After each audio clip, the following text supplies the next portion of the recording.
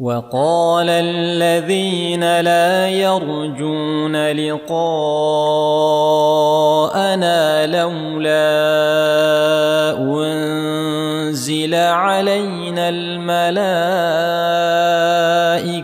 أو نرى ربنا لقد استكبروا في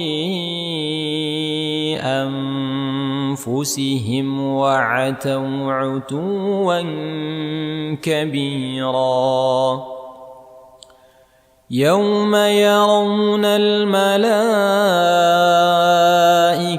لا بشرى يومئذ للمجرمين ويقولون حجرا محجورا وقدمنا إلى ما عملوا من عمل فجعلناه هباء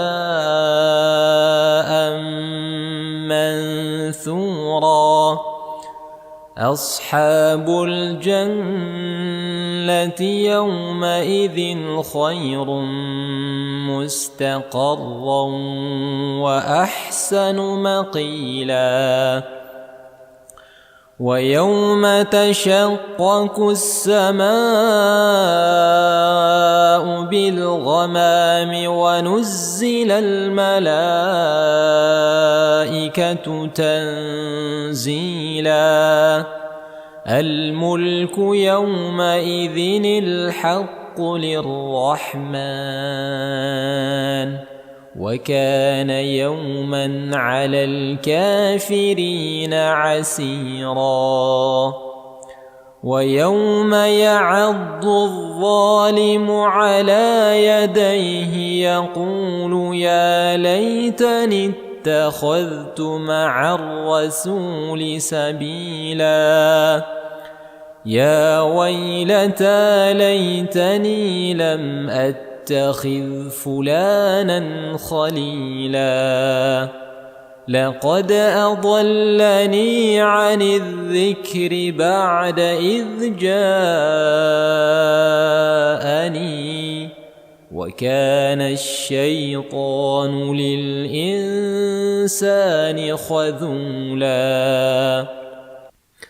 وقال الرسول يا رب إن قوم اتخذوا هذا القرآن مهجورا وكذلك جعلنا لكل نبي عدوا من المجرمين وكفى بربك هاديا ونصيرا وقال الذين كفروا لولا نزل عليه القرآن جملة واحدة كذلك لنثبت به فؤادك ورتلناه ترتيلا ولا يأتونك بمثل إلا جئناك بالحق وأحسن تفسيرا الذين يحشرون على وجوههم إلى جهنم أولئك شر مكانا وأضل سبيلا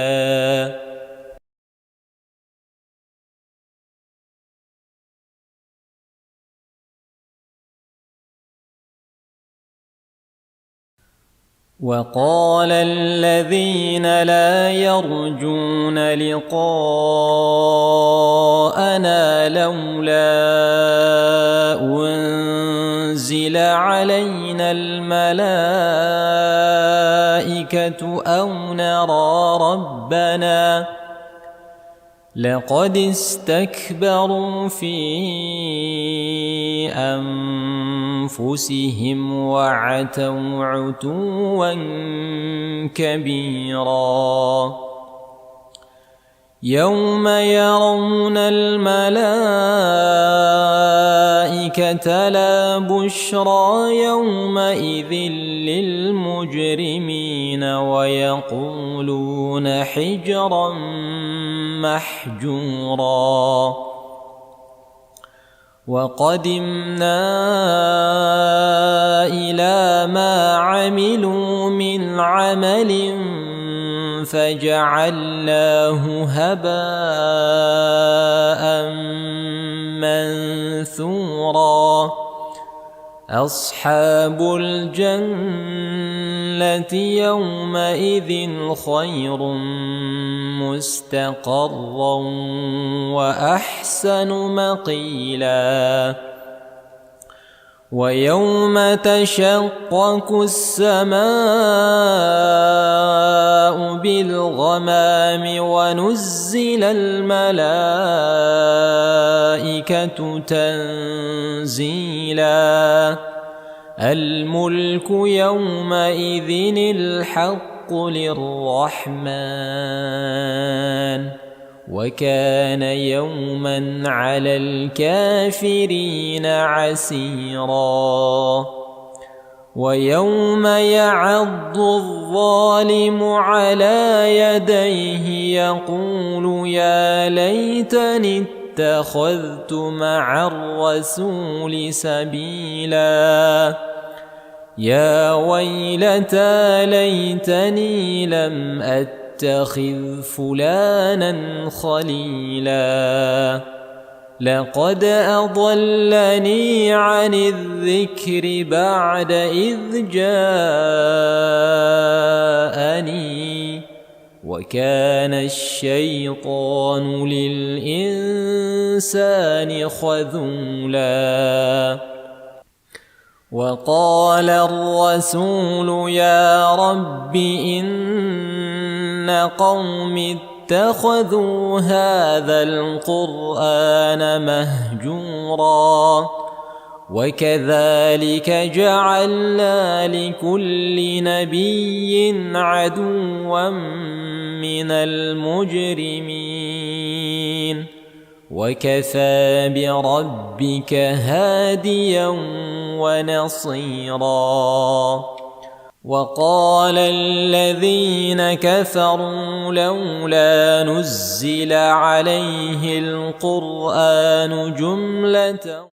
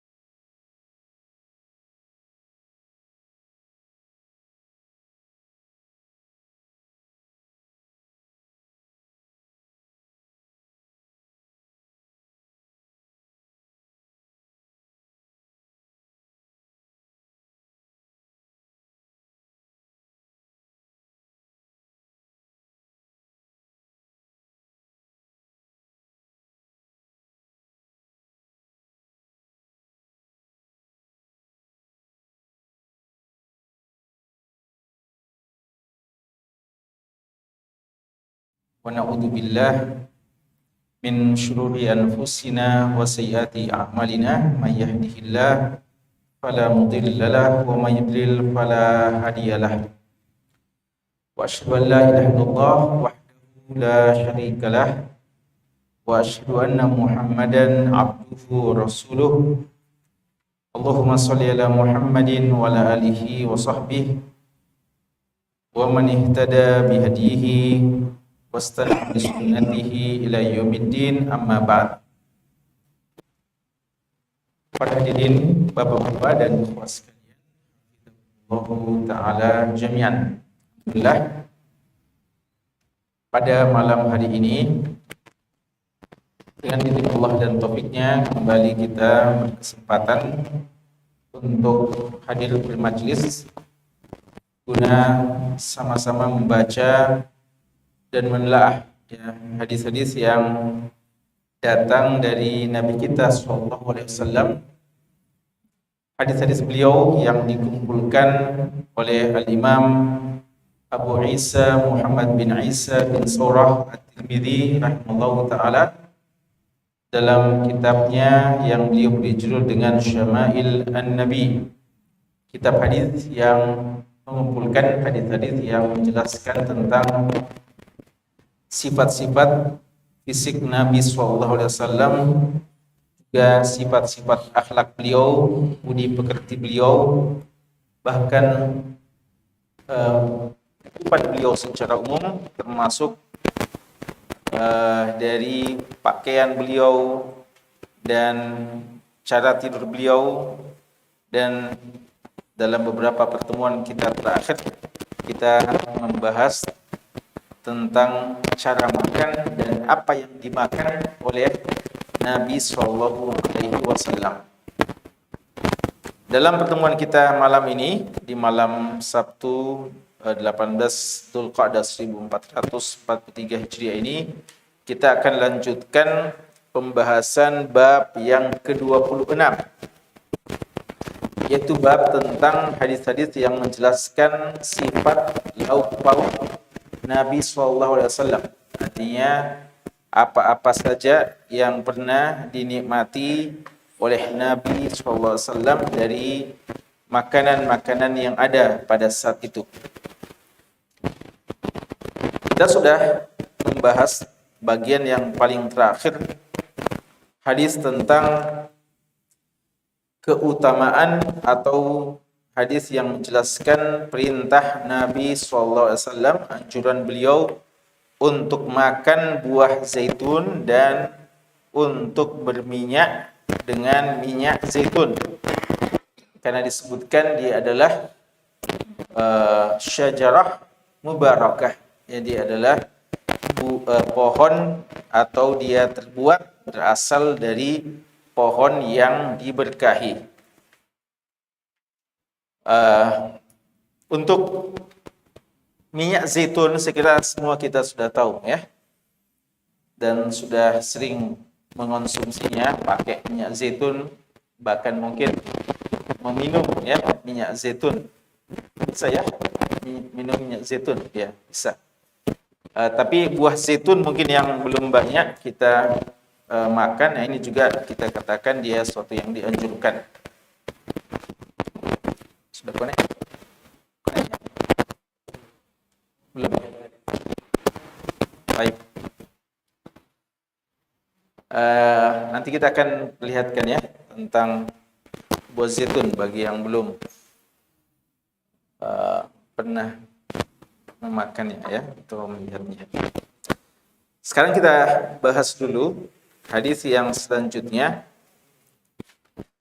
Hadis yang ke-160 ya, hadis yang ke-160.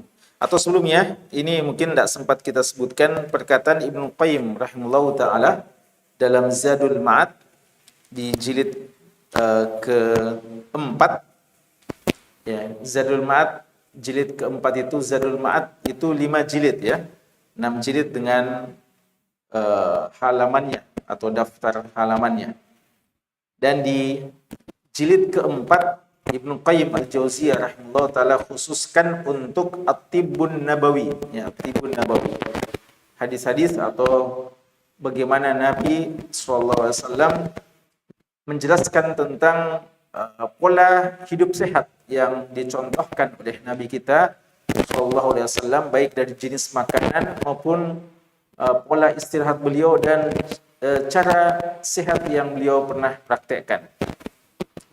Maka ini perlu untuk dibaca ya, itu adalah bagian dari kitab Zadul Ma'ad, dan sebagian mencetaknya dengan judul khusus At-Tibun Nabawi. Ya, Tibun Nabawi padahal sebenarnya dia adalah bagian dari kitab Zadul Ma'ad fi Hadi Khairil Ibad. Ya, begitu judul dari Imam Ibnu Qayyim, Zadul Ma'ad, bekal untuk hari kembali kepada Allah, fi Hadi Khairil Ibad, dengan mengikuti petunjuk sebaik-baik hamba, yaitu Nabi sallallahu alaihi wasallam.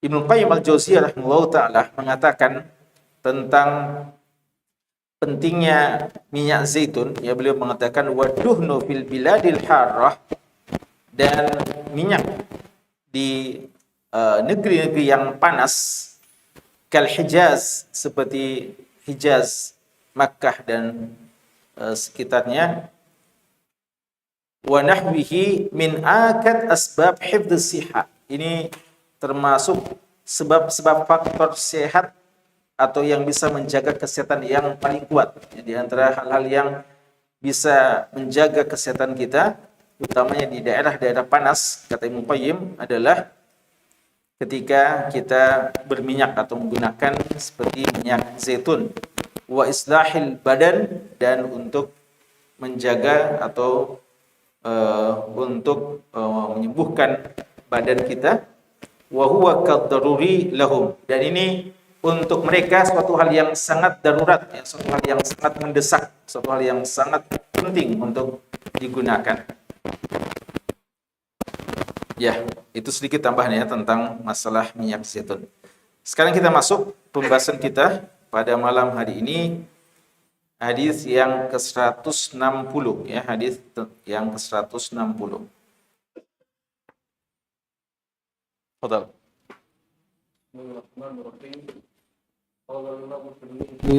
Rahimahullahu, haddatsana Muhammad bin Bashar qala haddatsana Muhammad bin Ja'far wa Abdurrahman bin Mahdi qala haddatsana Syu'bah qala haddatsana Syu'bah an Qatadah an Anas bin Malik radhiyallahu anhu qala kana an-nabiy sallallahu alaihi wasallam yu'jibuhu ad-dubba'u fa utiya bi ta'amin aw du'iya lahu faja'altu atatabba'uhu fa'adha'uhu bayna yadayhi lima a'lamu annahu yuhibbuhu.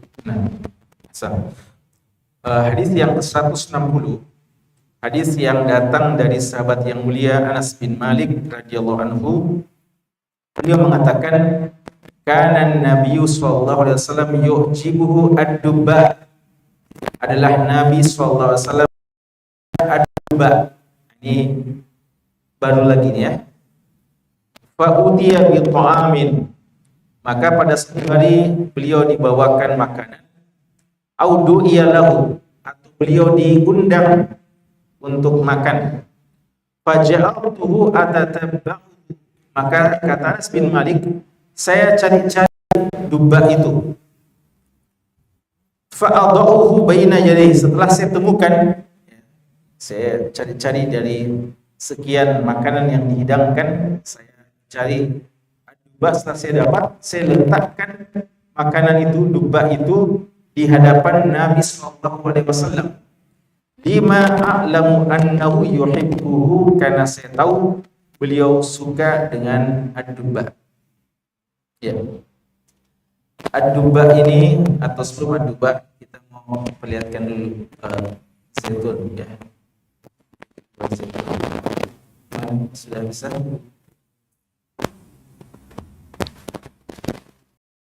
Itu semacam buah labu ya, semacam buah labu. Nanti kita lihat.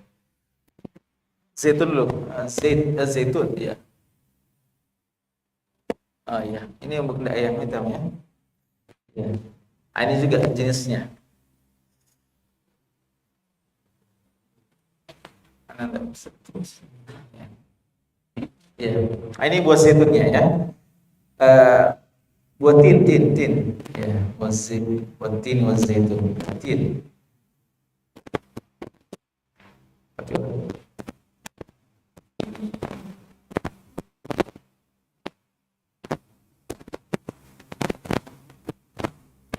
Ini begitu ya. Selama ini bukan begini yang saya katakan ini. Sedianya diolah. Ini asal buahnya. Tidak ya. Baik. Sekarang aduba. Pakai bahasa Arab untuk supaya ada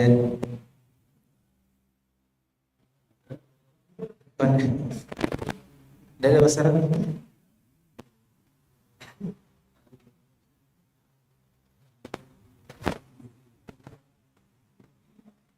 Itu tipe penuhnya. Ya, duba itu semacam buah semangka. Buah labu, ya, semacam buah labu.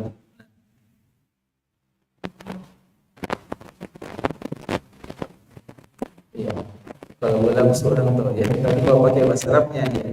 Baik, ala kulli hal. Ya, cuma mereka ini biasa mereka makan beserta roti ya, roti dimakan juga pakai.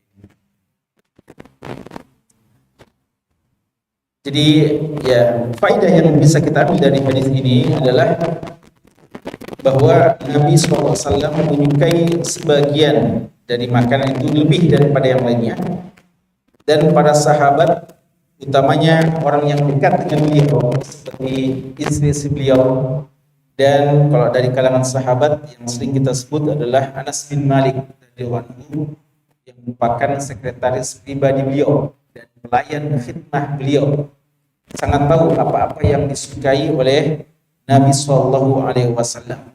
Dan itu beliau kalau sedang makan, maka beliau mau suguhkan makanan itu di depan Nabi Shallallahu Alaihi Wasallam. Jadi kalau ada makanan yang dihidangkan atau ketika Nabi kita diundang makan, maka Anas bin Malik cari domba, bukan untuk beliau pertama kali, tapi untuk Nabi Shallallahu Alaihi Wasallam. Dan nanti akan ada hadis bahwa sebagaimana sahabat-sahabat Nabi yang lainnya, kalau itu disukai Nabi, maka mereka pun berusaha untuk suka buah tersebut. Dan nanti akan kita baca bagaimana Anas bin Malik radhiyallahu anhu juga akhirnya selalu cari-cari domba, karena beliau tahu Nabi kita suka, maka beliau berikan kepada Nabi dan beliau pun juga mengonsumsinya. Ya, dan ini tentu saja khidmah yang sangat luar biasa dari seorang Anas bin Malik radhiyallahu ta'ala anhu kepada Nabi sallallahu alaihi wasallam. Ya, tafadhal. Bismillahirrahmanirrahim. Qala al-Imam At-Tirmidzi rahimahullah, haddatsana Qutaibah bin Sa'id qala haddatsana Hafs bin Ghiyas an Ismail bin Abi Khalid an Hakim bin Jabir an abihi radhiyallahu anhu qala دخلت على النبي صلى الله عليه وسلم فرأيت عنده دباء يقطع فقلت ما هذا قال نكسر به طعامنا. Hadis yang berikutnya di sini dikatakan bahwa Jabir an Hakim bin Jabir an abihi. Jabir sebagaimana kata Imam Tirmidzi ala Jabir bin Tariq wa yuqalu ibnu Abi Tariq wa huwa rajulun min ashabi Rasulillah sallallahu alaihi wasallam. Beliau seorang sahabat Nabi sallallahu alaihi wasallam, Jabir bin Tariq, walaupun kurang terkenal ya. Makanya Imam Tirmidzi bilang, setahu saya tidak ada hadis yang beliau riwayatkan kecuali satu saja. Ya, kecuali satu. Hadis yang mana? Hadis kita ini. Ya, jadi hadis ini adalah satu-satunya hadis yang diriwayatkan oleh Jabir bin Tariq radhiyallahu taala. Beliau mengatakan, dakhaltu ala Nabi sallallahu alaihi wasallam. Aku mendatangi Nabi sallallahu alaihi wasallam. Faraitu indahu dubba. Saya melihat ada di sisi beliau dubba, artinya makanan yang disuguhkan di tengah-tengah Nabi SAW adalah dubba. Yuqatta'u, yang dipotong-potong, ya, sudah dipotong-potong sebelumnya. Bisa ini yuqatta'u atau yuqatti'u. Yuqatti'u berarti Nabi sendiri yang memotong-motong. Kalau yuqatta'u berarti sudah dipotong-potongkan untuk Nabi sallallahu alaihi wasallam. Faqultu ma hadha? Beliau belum tahu apa ini. Beliau bilang, apa ini? Maka Nabi SAW mengatakan, atau beliau mengatakan, kenapa ada ini? Kenapa banyak buah duba itu? Nabi kita SAW mengatakan, nukatsiru bihi ta'amana. Kami memperbanyak makanan kami dengan buah ini. Jadi Nabi SAW suka memperbanyak makanannya dengan buah duba. Artinya di antara hal yang paling banyak dihidangkan di makanan Nabi kita sallallahu alaihi wasallam adalah buah labu ini. Nah,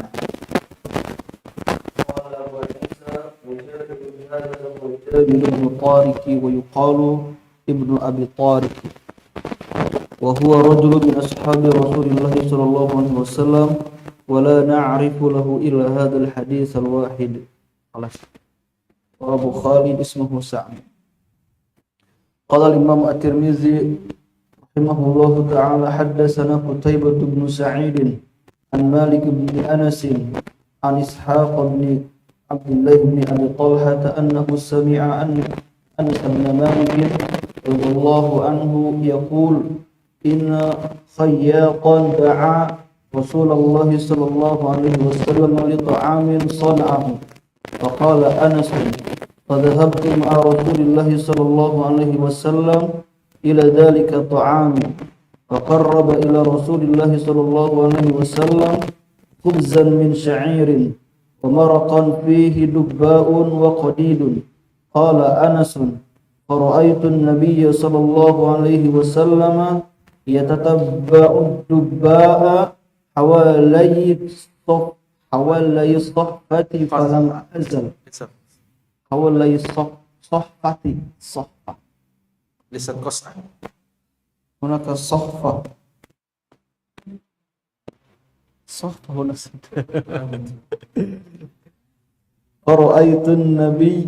فرأيت النبي صلى الله عليه وسلم يتتبع الدباء حوالي صحفة فلم أزل أحب الدباء من يومئذ.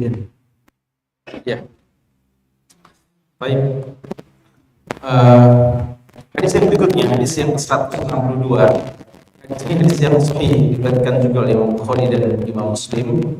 Dari sahabat Anas bin Malik radhiyallahu anhu, beliau mengatakan, "Inna khayyawan", ada seorang tukang jahit, seorang penjahit. Da'a Rasulullah sallallahu alaihi wasallam, mengundang Rasulullah sallallahu alaihi wasallam di ta'amin, untuk hadir, untuk datang makan-makan dengan sebuah makanan yang beliau buat, yang beliau siapkan.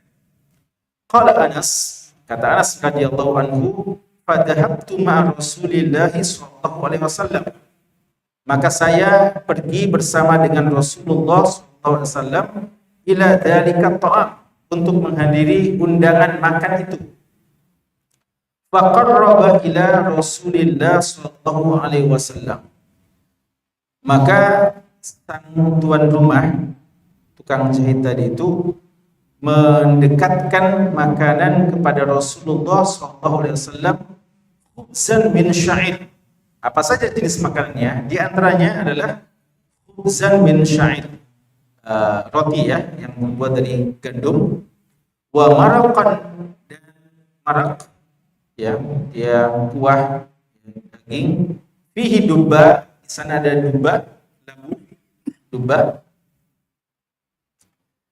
wa qadid itu semacam daging yang dikeringkan, didendeng ya, tahu ya, yang didendeng, bahasa Indonesia itu dendeng ya.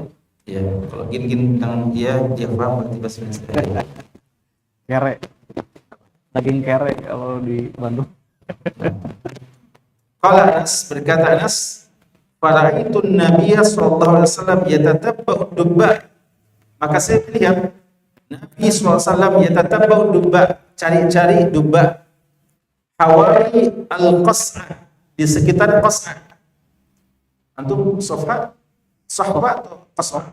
Safah. Makin mana qas'ah. Qas'ah ya. Ada sebagian nuskhah, sebagian cetakan ya, itu qas'ah dan sebagian adalah sahfah ya. Intinya adalah bejana yang digunakan untuk makan. Dan itu qas'ah atau sahfah adalah tempat makan yang agak besar. Ina'un kabir masnu'un minal khashab. Kalau dulu biasa terbuat dari dari kayu. Yukalu bihi wa awiyatu tamlaha asma'i. Kata Sa'labi mengatakan bahwa tentang jenis-jenis makanan, jenis-jenis tempat makan itu, kalau di sana awwaluha al-fayha wa hiya sukur hujan, thumma as-sahfah tushbihu ar-rajul, thumma al-mithqalah tushbihu ar-rajulaini. Jadi ada yang cukup untuk satu orang, ada yang cukup untuk dua orang dan tiga, dan ada yang sahfah bisa untuk 4 orang atau 5 orang, dan yang paling besar qas'ah bisa sampai 7 dan 10 orang. Dan yang paling besar adalah jafnah. Dia adalah yang terbesar. Kalau dalam hadis Taubah, hadis tentang bagaimana musuh-musuh Islam mengerumuni umat Islam dan mencabik-cabik yang milik umat Islam bagaikan orang kelaparan di depan hidangan makan, itu gunakan apa? Qas'ah ya. Ala qas'atiha. Jadi bejana yang sekitar 10 orang. Berapa pelajaran yang bisa kita ambil dari hadis kita ini? Pertama adalah di antara sunnah yang dikenal di kalangan sahabat adalah mengundang makan ya. Jadi antara undangan makan itu dikenal di zaman itu, dan ini di antara pelaksanaan firman sabda Nabi kita sallallahu alaihi wasallam, dan juga dalam firman Allah dan dalam hadis at'imut ta'am, berikan makan ya, berikan makan entah kepada orang miskin yang memang sangat butuh, atau juga kadang mengajak mereka, mengundang teman-teman kita yang bukan juga miskin, bukan juga tidak punya makanan di rumahnya, tapi kita ingin berbagi dan menyenangkan saudara kita dari apa yang kita miliki, nikmat yang Allah berikan kepada kita berupa makanan. Dan ini makna dari sabda Nabi SAW, wa idza da'aka fa'jib. Kalau dia saudaramu di antara hak muslim atas muslim lainnya, jika dia mengundangmu maka penuhilah undangannya. Banyak jenis undangan, tapi undangan yang paling ditekankan adalah undangan makan-makan, dan lebih khusus makan-makan untuk walimahan ya. Seluruh undangan makan-makan yang paling disyariatkan, bahkan sebagian mewajibkan untuk dihadiri, adalah makan-makan dalam acara walimahan. Dahulu para sahabat-sahabat Nabi SAW bergantian untuk memanggil, mengundang Nabi SAW untuk datang ke rumahnya menikmati makanan yang mereka siapkan. Satu hari ada khayyat. Khayyat ini tidak dikenal ya. Khayyat itu orang yang berprofesi tukang jahit ya, tukang jahit, penjahit. Tidak dikenal namanya, dan bukan seorang sahabat yang paling utama. Namun Nabi SAW ketika diundang, beliau mempraktekkan apa yang beliau katakan kepada umatnya, jika kamu diundang maka penuhilah undangannya. Karena itu beliau SAW menghadiri undangan walaupun sesederhana apapun undangannya ya. Bahkan walaupun dalam sebagian riwayat walaupun sekedar undangan untuk makan bagian kuku atau kikil ya dari hewan umpamanya, beliau penuhi undangannya. Menghargai orang yang sudah capek-capek yang menyiapkan untuk beliau. Dan ini di antara bentuk tawadhu dari Nabi kita sallallahu alaihi wasallam. Ya, beliau menghadiri undangan selama undangannya tidak ada hal-hal yang mungkar di situ. Dan di antara hal yang mungkar, kadang beliau ya tidak suka jika hanya diundang orang-orang yang sebenarnya tidak terlalu membutuhkan, lalu orang yang lebih membutuhkan tidak diundang. Maka dalam sebagian riwayat, seburuk-buruk makanan walimah adalah ketika yang diundang hanya orang-orang kayanya saja, lalu tidak diundang orang yang sebenarnya lebih butuh untuk diundang, seperti orang miskin atau orang-orang yang lagi kelaparan ya, dari orang yang sedang membutuhkan. Kemudian ya, di sini dikatakan Anas bin Malik radhiyallahu anhu menyertai Nabi sallallahu alaihi wasallam. Kita sudah sebutkan yang lalu bahwa Nabi kita sallallahu alaihi wasallam ketika diundang sangat sering juga beliau mengajak lagi yang lainnya. Dan dalam fikih menghadiri undangan tidak boleh kita hadir kecuali kita diundang. Dan ketika kita mau masuk di satu acara perjamuan yang ternyata kita tidak diundang, ya, artinya kita mungkin cuma ikut-ikutan sama teman kita yang sebenarnya diundang, ya, kita tidak ada undangan kita, maka di antara fikihnya adalah kita yang ikut-ikutan sama teman kita, minta teman kita yang dapat undangan itu untuk menyampaikan kepada tuan rumah, ini Anda ikut-ikut sama saya nih, ya. Artinya bukan ikut-ikut, ya saya aja, ya, mungkin gitu ya, saya aja, ya, bukan ikut-ikutan. Ada, ini teman saya aja, apakah kalau kamu, dalam hadis demikian ya, kalau kamu mengizinkan dia masuk, kalau tidak dia pulang. Ya, maka sahabat, kalau seperti Nabi yang bilang seperti itu, tentu saja mereka dengan senang hati mempersilahkan untuk itu. Tapi seandainya tidak, tuan rumah mengatakan, afwan cuma kita yang seundang, yang ini tidak, maka dia harus berbesar hati untuk pulang. Itu sunnah, ya, sunnah dan fikih dalam masalah seperti ini. Dan Nabi kita sallallahu alaihi wasallam sering gitu ya. Bahkan kadang beliau panggil ya banyak orang. Tapi kadang juga beliau sampaikan kepada tuan rumah, aman insyaallah ya. Makanan akan cukup dengan doa dan keberkahan dari Nabi sallallahu alaihi wasallam. Anas bin Malik ini termasuk yang paling berbahagia dengan hal ini seperti ini ya. Beliau sebagai seorang pelayan Nabi sallallahu alaihi wasallam paling sering menemani Nabi Muhammad sallallahu alaihi wasallam dalam banyak perjamuan-perjamuan seperti ini. Kata beliau ikut. Kemudian di antara sunnah atau di antara pelajaran yang kita ambil dari hadis ini adalah sunnah tuan rumah dalam menjamu tamu-tamunya adalah mendekatkan makanan ke sang tamu atau para tamu-tamunya. Faqarrabahu ilaih, ya.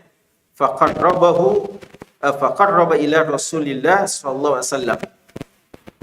Dia dekatkan makanan itu kepada Nabi sallallahu alaihi wasallam, dan ini telah dicontohkan langsung oleh manusia yang pertama kali mencontohkan sunnah menjamu tamu. Siapa manusia yang pertama kali menjamu tamu? Nabi Ibrahim alaihissalam. Ya. Nabi Ibrahim alaihissalam, Allah Subhanahu wa taala telah sebutkan dalam Al-Qur'an di surat Az-Zariyat dan beberapa surat yang lainnya bagaimana seorang Ibrahim alaihissalam menjamu tamu yang tidak beliau kenal sebelumnya, tapi ternyata mereka adalah para malaikat. Di antara sunnah yang beliau lakukan dalam Al-Quran, Allah mengatakan faragha ila ahli faja'a bi'ijlin samin. Faragha ila ahli, ketika sudah dia persilahkan tamu-tamunya masuk, maka secara tidak terlalu kentara beliau langsung masuk ke dalam rumahnya untuk menyiapkan hidangan, ya. Faragha ila ahlihi. Dan ini juga di antara sunnah bahwa tuan rumah tidak perlu bertanya, tidak perlu bilang mau minum ya atau mau makan ya. Tentu saja sang tamu kalau dibilang gitu bilang tidak ya. Jadi seorang tuan rumah jangan tanya ya, langsung saja siapkan. Dan sang tamu juga tidak perlu bilang tidak usah repot-repot ya. Biarkanlah sang tuan rumah berkreasi ya. apa yang dia siapkan. Biarkan. Dan Imam Bukhari telah menyebutkan satu judul bab bahwa menyiapkan makanan bagi tamu wat takallufih, dan kadang tuan rumah itu memaksakan diri, semacam memaksakan diri, berusaha untuk bisa menyuguhkan yang terbaik untuk tamunya, sehingga tidak perlu kita melarang juga, ya, sebagaimana sang tuan rumah tidak perlu bertanya, ya, tidak perlu bertanya. Dan ini dicontohkan oleh Nabi Ibrahim alaihissalam. Lalu ternyata masya Allah, faja'a bi'ijlin samin, ya, datang dengan ijl, ya, dengan daging yang gemuk, yang empuk, yang enak. Faqarrabu ilaihim. Ini faqarrabu ilaihim, didekatkan makanan itu kepada mereka. Ya. Bukan cuma diletakkan saya, tapi didekatkan. Karena ada juga kadang tamu dia lihat makanannya tapi jauh, ya, malu-malu, ya, sehingga ya senang saja lihat-lihat, ya, tapi malu-malu juga untuk mengambil, ya, dari jarak jauh. Karena itu sunnahnya adalah kita memang harus betul-betul dengan sepenuh hati kita berikan, ya. Kita dekatkan, ya, dengan harapan dinikmati makanan kita. Faqarrabahu ilaihim. Lalu juga kata Ibrahim alaihissalam, Allah kutip dalam Al-Quran, qala ala ta'kulun, ya, ditawarkan, dengan cara yang terbaik. Bukan bilang makan, ya, bukan kayak dimarahi, ya, suruh makan. Tapi ala ta'kulun dengan cara yang paling sopan, sesopan-sopannya. Ya, makan kita atau gimana, ya, kata-kata yang paling sopan kita tawarkan, menunjukkan juga keinginan kita, harapan kita sebagai tuan rumah, ya, makanan yang telah kita cukupkan ini bisa dinikmati oleh tamu kita. Dan ini yang dicontohkan juga oleh sahabat ini, Khayyat ini, yang mengundang Nabi SAW, faqarraba ila Rasulillah SAW. Beberapa jenis makanan, ada khubuz, ada roti, ada kuah daging, ada duba, ada daging asak yang telah diasapi atau yang telah dikeringkan, ya, dendeng tadi. Lalu dari semua ini Anas bin Malik perhatikan kira-kira yang mana yang dipilih oleh Nabi SAW. Ternyata beliau yatatabba itu menunjukkan beliau cari-cari, ya, beliau cari-cari. Berarti mungkin ada di depannya, tapi mungkin ada juga yang agak jauh sehingga beliau perlu cari. Sebagian ulama kita mengatakan bagaimana mengkompromikan antara ini dengan hadis yang disabdakan sendiri oleh Nabi SAW kepada Umar bin Abi Salamah. Ketika melihat Umar bin Abi Salamah yang masih kecil waktu itu makan dan tangannya berkeliaran ke seluruh tempat dari makanan tersebut, biar yang jauh dari jangkauannya. Karena kita mengatakan samillah wa kul biyaminika wa kul mimma yalik. Baca bismillah dan makan pakai tangan kanan dan makan yang dekat-dekatmu. Makan yang dekat-dekat itu berarti apa yang ada di depan. Tapi kata-kata yatatabba menunjukkan cari-cari, ya. Berarti seandainya agak jauh pun berusaha untuk dijangkau. Bagaimana memadukan antara larangan Nabi kepada Umar bin Abi Salamah jangan sampai terlalu jauh jangkauan tangannya untuk ambil makanan dengan apa yang beliau lakukan sendiri. Ada beberapa jawaban dari ulama kita bahwa mungkin yang terlarang adalah dari seluruh sisi yang ada, ya. Yatatabba artinya dia bagian kanan, bagian depan, ya, seluruh dia berkeliaran tangannya ke seluruh tempat yang ada di bejana atau di piring besar tersebut. Adapun kalau dia maksudkan yang dekatnya tapi dia tetap cari tapi di sekitarnya saja, maka tidak terlarang. Yang kedua, bahwa itu terlarang jika makan bersama banyak orang.